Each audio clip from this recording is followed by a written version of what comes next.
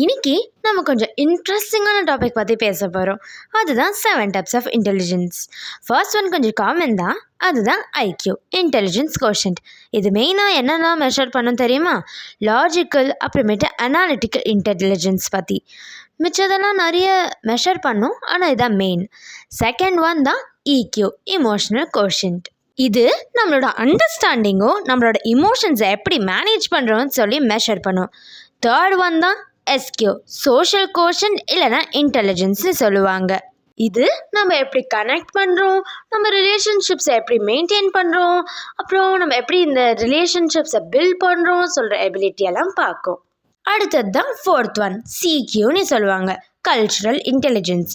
இது நம்ம எப்படி வேறு கல்ச்சர்ஸையும் என்விரான்மெண்ட்டையும் அடாப்ட் பண்ணுறோம் அந்த எபிலிட்டியை பற்றி தான் சிக்யூ பேசுது. அடுத்ததாக fifth one, AQ, adversity quotient. இது நம்ம ரஃப் பேச்சஸ் இல்லைனா சேலஞ்சஸ் ஃபேஸ் பண்ணும்போது எவ்வளோ ஸ்ட்ராங்காக இருந்துட்டு நம்ம ரெசிலியண்ட்டாக இருக்கோம் சொல்லி செக் பண்ணுற எபிலிட்டி தான் ஏக்யூ. அடுத்து செகண்ட் லாஸ்ட் ஒன், டிக்யூ, டெக் இன்டெலிஜென்ஸ்னு சொல்லுவாங்க.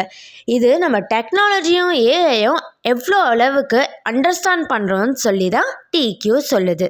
கடைசியாக இந்த செவன்த் ஒன், எஃப்கியூ, ஃபினான்ஷியல் இன்டெலிஜென்ஸ்னு சொல்லுவாங்க.